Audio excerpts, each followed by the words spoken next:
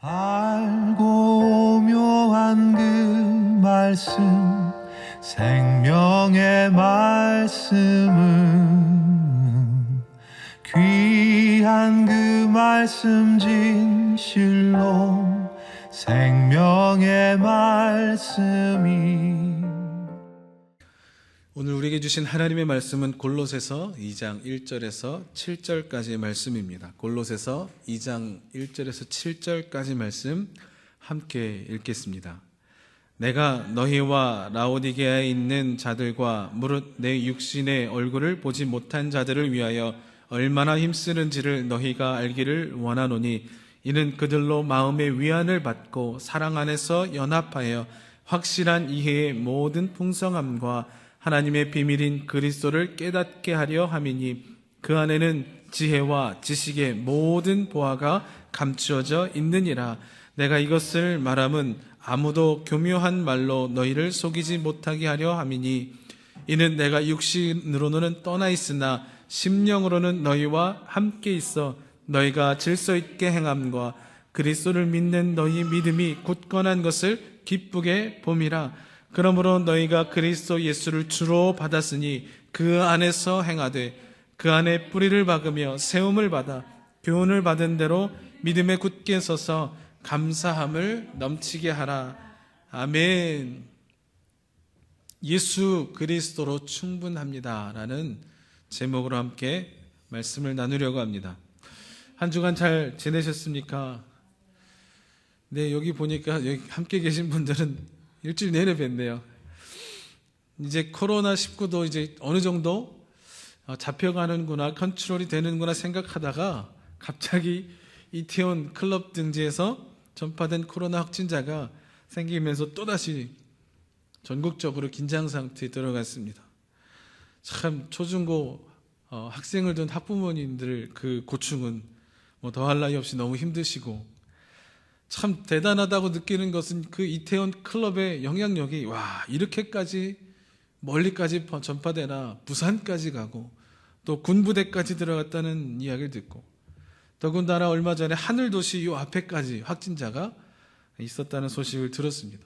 표를 보니까 정말 이 최근접까지, 이번 사태 중에 이 하늘도시 최근접까지 온 게 아닌가. 지난 동선을 보니까 지난 월요일부터 수요일까지 해서 요 앞에 농협 건물 있는 데까지 와서 왔다 갔던 것이 보여지더라고요. 정말 이 코로나19가 점점 우리 가까이 오고 있음을 느껴집니다. 더 조심해야겠고 또 더 기도해야 할 겁니다. 충분하다라는 말 잘 아시죠? 충분하다. 어떨 때 충분하다라는 말을 사용합니까? 국어사전에 보니까 이렇게 되어 있습니다. 모자람이 없이 차거나 넉넉하다라는 말입니다. 모자람이 없이 차거나 넉넉하다라고 합니다. 그러면 여러분 한번 여쭤보고 싶습니다. 라면 끓일 때 그 라면 뒤에 봉지에 나오는 정량의 물이 보통 550ml입니다. 제가 지금까지 라면 끓이면서 늘 눈대중으로 끓이다가 한 몇 년 전부터 한 550ml를 딱 재서 한번 해보자 해서 이 정량으로 끓이는데 확실히 맛있더라고요. 보통 우리가 먹는 작은 생수병 하나가 500ml입니다. 그러니까 이 정량은 이 500ml 생수병보다 조금 더 많은 양이죠. 그러면 라면 3개를 끓이면 500ml 생수병 3개 있으면 충분한가 하는 겁니다. 끓일 수 있죠. 끓일 수는 있습니다.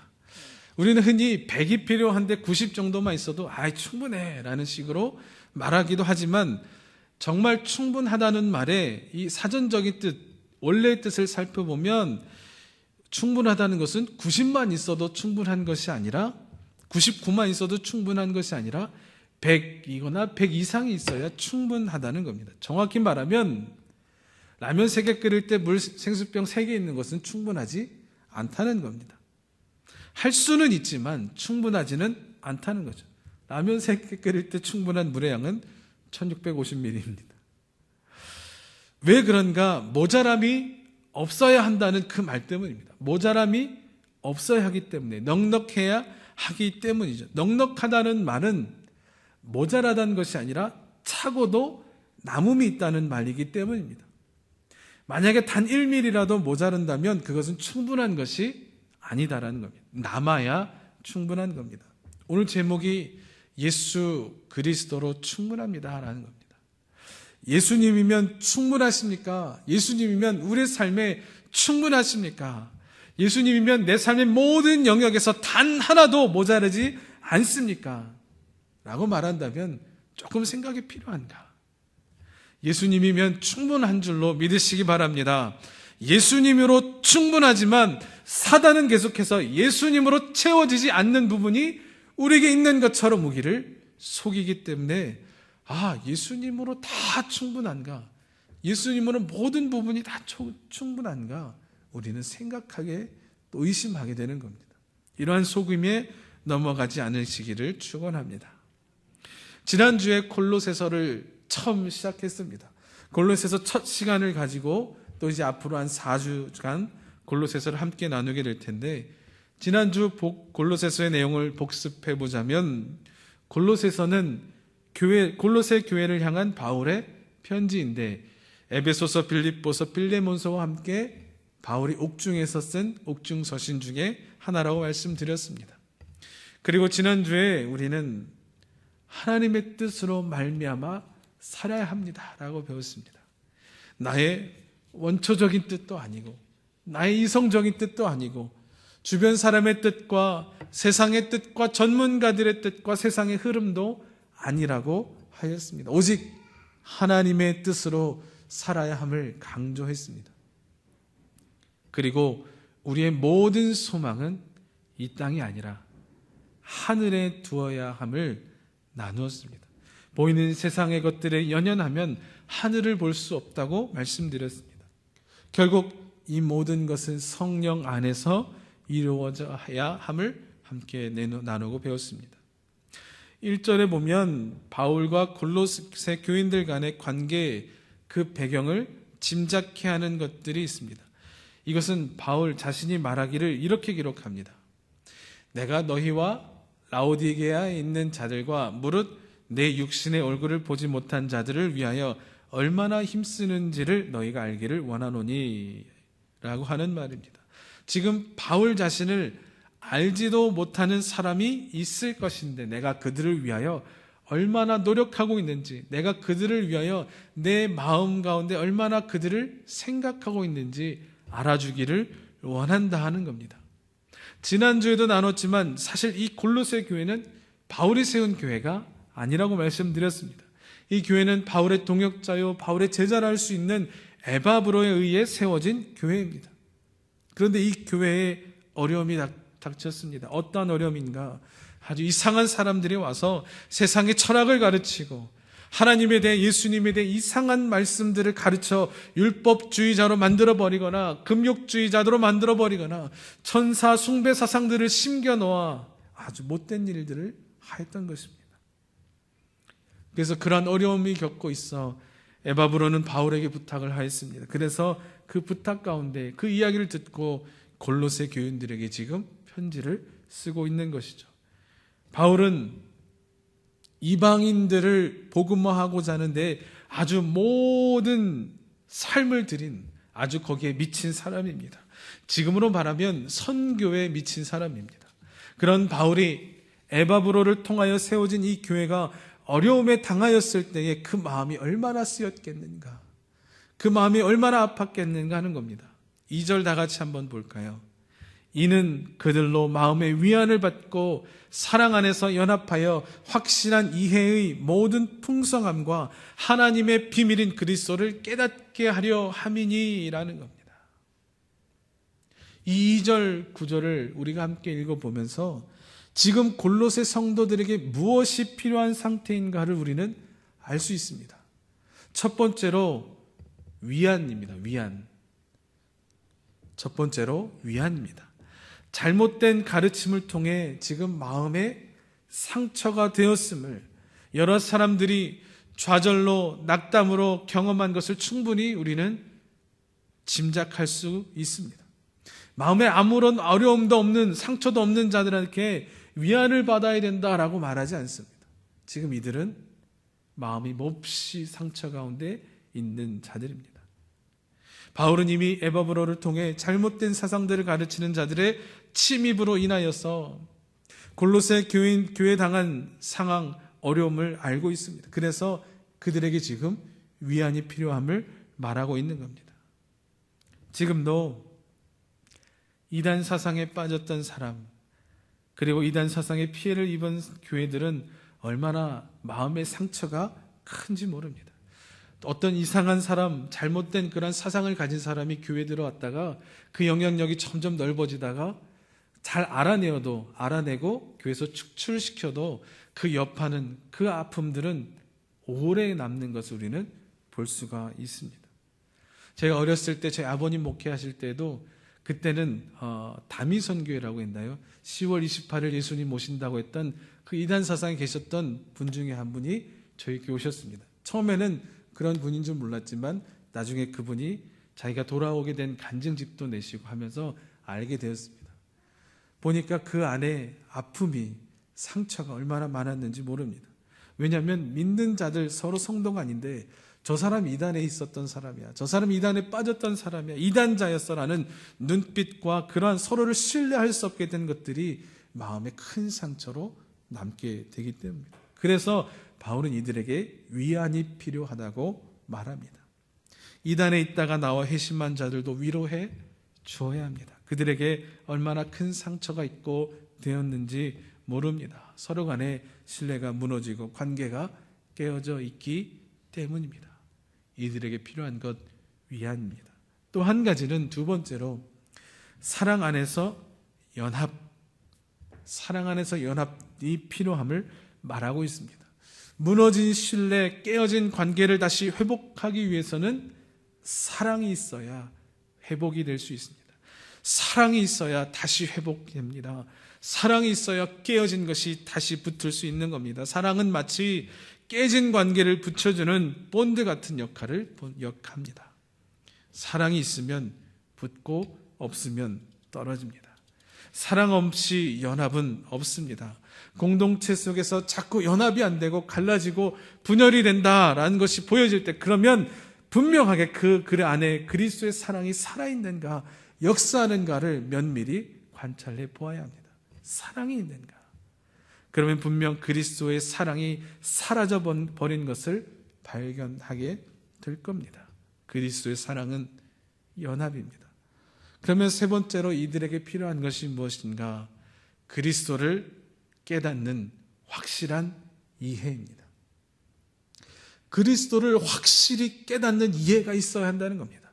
사랑이 있어야 연합이 되지만 그것이 연합된 것이 유지되려면 확실한 이해, 즉 지식으로 깨닫고 체험으로 깨닫는 알미 있어야 합니다. 사랑과 열정만으로 이어갈 수 없다는 겁니다. 어떠한 일이든 한 번 하는 것이 어려운 것이 아니라 지속하는 일이 정말 어려운 일입니다. 물론 한 번 하는 일도 굉장히 어려운 일이 있지만 그것을 꾸준하게 지켜나가는 것은 더욱 어려운 일이라는 겁니다. 장사 한 번도 해보지 않은 사람이 장사를 할 때 하루 최선을 다해서 열심히 하는 것 할 수 있죠. 요즘 장사하는 그 태도와 마인드에 대해서 TV를 통해 많이 보게 됩니다. 특히 먹는 장사 함부로 하면 안 된다는 얘기를 많이 하죠. 그런데 하루 이틀 한 달 열심히 할 수 있지만 그것을 5년, 10년, 15년, 20년 꾸준히 지켜가는 것은 정말 더욱더 어려운 일이라는 겁니다. 저도 이제 1월에 개척하고 5월이 되어서 이제 5개월 정도 지납니다. 5개월 정도 지나니까 정말 5년, 10년, 15년, 20년, 아니 그 이상 목회를 정말 아름답게 하신 분들 보면 그냥 그 연수만 보아도 존경하게 됩니다. 주님 사랑하는 그 마음에, 그 열정에 개척할 수 있지만 그렇게 이어간다는 것, 1년, 5년, 10년, 20년, 30년 이어간다는 것은 열정만으로 안 된다는 겁니다. 그것은 무엇으로 할 수 있는가? 그리스도에 대한 확실한 이해, 주님에 대해 지식적으로도 알아야 하고 체험으로도 알아야 지속할 수 있다는 겁니다. 열정만으로 되는 것이 아니라 내가 주님을 아는 그 알을 통하여 내 의지를 통하여서 이끌어감이 있어야 된다는 겁니다. 골로새 성도들이 다시 회복하고 회복된 것뿐만 아니라 이전처럼, 아니 이전보다 더 멋지고 아름답게 열정으로 신앙생활 하려면 위안을 통하여서 위로받아 다시 일어서고 사랑함으로 다시 하나가 되어 회복되어야 하고, 그 회복된 가운데 그리스도의 바른 이해를 통해 다시 넘어지지 아니할 근거와 힘이 생겨야 합니다. 그리스도의 바른 이해를 설명하는데 바울은 확실한 이해의 모든 풍성함이라고 했습니다. 확실한 이해의 모든 풍성함, 이해하는데 조금도 부족하지 아니하도록 풍성하게 말입니다. 모든 풍성함의 말, 그 뜻 안에 보면 충만하다는 뜻과 이것이 상통하는 것을 볼 수 있습니다. 풍성하다는 것은 절대 모자름이 없다는 의미입니다. 그러므로 확실한 이해와 충만함으로 예수 그리스도를 지식적으로도 알고 예수 그리스도를 체험하고 경험하여 아는 그 알므로 깨달아 살아가야 한다는 겁니다. 그래야 이 위안으로 인하여 회복됨이, 하나됨이, 그리고 이 하나됨을 이어갈 수 있는, 성장할 수 있는 것이 이루어진다는 겁니다. 결론입니다. 3절에 보니까 이렇게 기록되어 있습니다. 3절에 그 안에는 지혜와 지식의 모든 보화가 감추어져 있느니라. 그 안에 지혜와 지식의 모든 보화가 감춰 있다는 겁니다.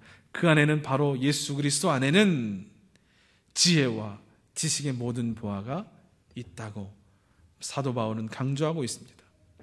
지혜와 지식의 상당한 보화도 아니고요, 모든 보화라고 하고 있습니다. 모든이라는 말은 계속해서 말씀드리지만 충만한 뜻과 같이 모자람이, 부족함이 없다는 겁니다. 모든의 뜻은 100%를 의미합니다. 예수 그리스도라면 지혜와 지식에 부족함이 없다는 말입니다. 예수 그리스도라면 모자라나 결핍이나 이것이 없다는 것이죠. 예수 그리스도라면 위로를 받는데 충분하다는 것이고, 예수 그리스도라면 사랑으로 연합하는데 충분하다는 것이고, 예수 그리스도면 확실한 이해를 통해 다시 설 수 있도록 된다는 겁니다. 이렇게 사도 바울이 예수 그리스도를 강조하며 시작하는 이유가 있지요. 서두에서 말씀드린 것처럼 골로새 교회에 틈타고 있었던 이단성 때문입니다. 마치 예수 그리스도의 십자가만으로 부족한 것처럼 미혹했습니다. 그래서 십자가만으로는 부족하니, 예수 그리스도만으로는 부족하니 금욕주의, 극단적인 금욕주의를 해야 한다. 네가 이것도 하면 안 되고 네가 이것도 하면 안 돼. 철저한 금욕주의를 살아야 네가 구원받을 수 있어라고 말한 겁니다.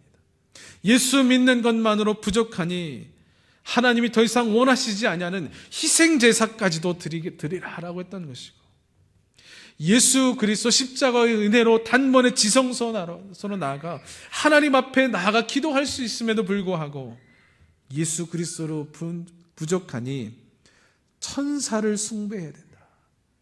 천사 숭배 사상을 심겨놓았던 겁니다. 바울은 지금 여기에 정면으로 맞서고 있는 겁니다. 예수 그리스도 한 분이면 충분하다는 겁니다. 아마 바울은 에바브로를 통해 이 소식을 듣고 정말 말할 수 없는 분노, 이 거룩한 분노에 휩싸였을 겁니다. 아니 어찌 이 사람들이 이렇게 할 수 있는가? 하나님의 양이죠. 주님의 성도를 말도 안 되는 잘못된 가르침으로 미혹하여 넘어뜨리고 상처 주고 다시는 올바른 신앙으로 일어나지 못할 것처럼 만들어버린 것 말입니다. 지금 이 세대 가운데도 교회 안에 들어와 정말 잘못된 신앙으로 교회를 휘집고 다니는 자들이 주님 보시기에 얼마나 마음이 아플지, 그리고 주의 종들이 볼 때 얼마나 분노가 이르는지 모릅니다. 그래서 바울은 분명하게 그렇지 않다. 예수 그리스도만으로 충분하다. 예수 그리스도는 그 그리스도의 은혜와 역사만으로 절대 부족함이 없다라고 강조하고 있는 겁니다. 예수 그리스도 십자가만으로 부족합니까? 절대 부족하지 않습니다. 예수 그리스도의 십자가, 그리고 그 보혈, 부활, 승천, 그 주님이면 충분합니다.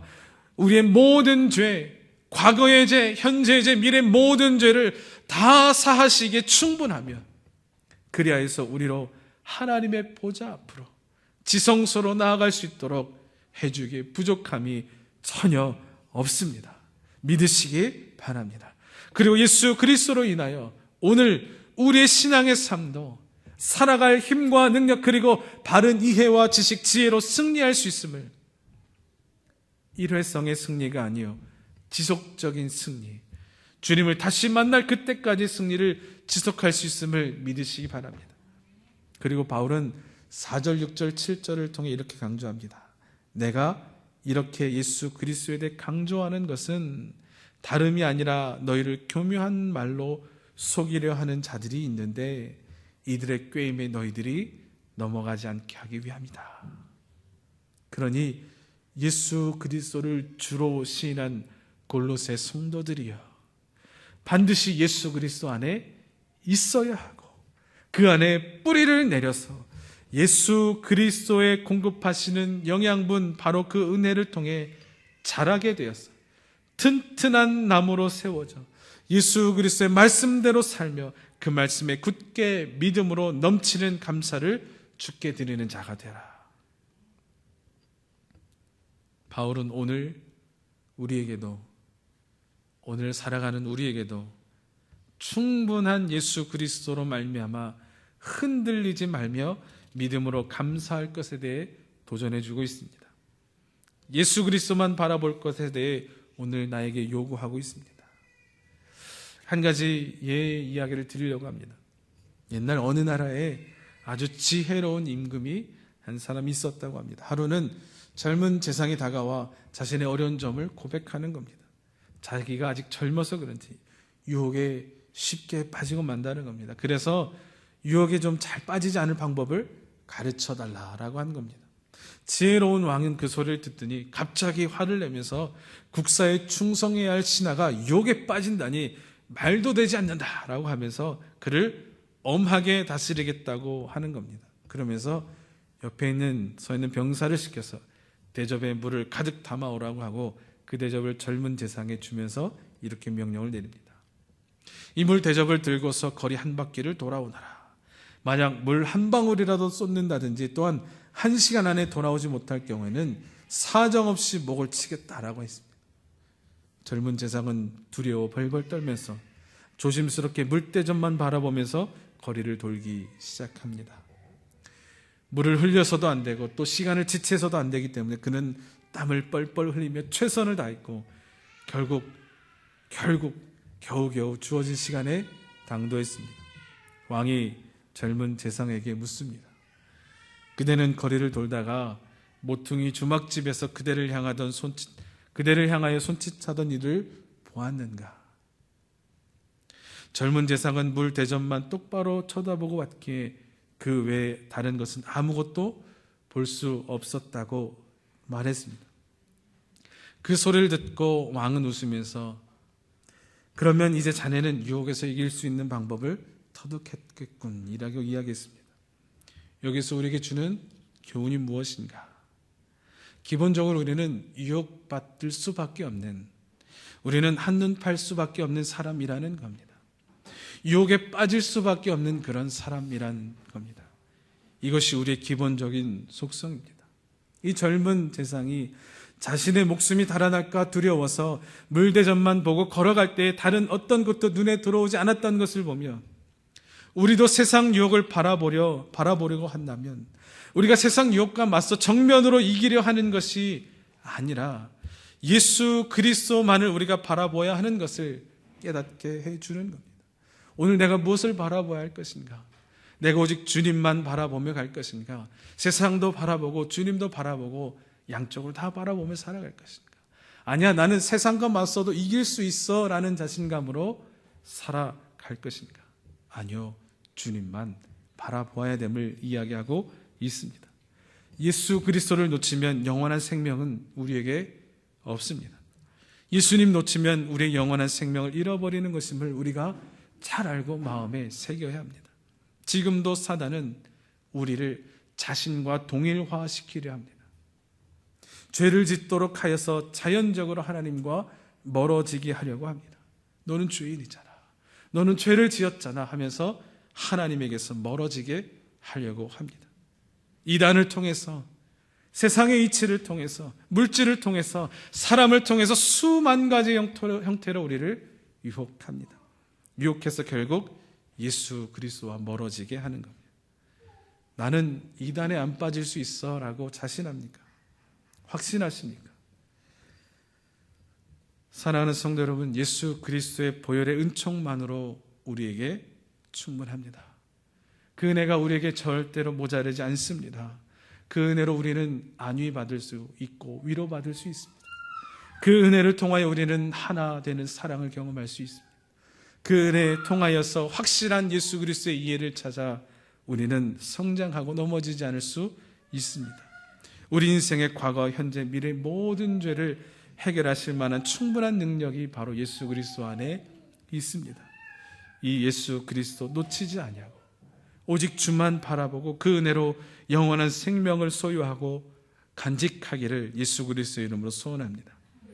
6절과 7절 우리 함께 읽고 기도하겠습니다. 6절과 7절을 함께 읽겠습니다. 그러므로 너희가 그리스도 예수를 주로 받았으니 그 안에서 행하되 그 안에 뿌리를 박으며 세움을 받아 교훈을 받은 대로 믿음에 굳게 서서 감사함을 넘치게 하라. 아멘. 의미 없이는 기쁘시게 못하나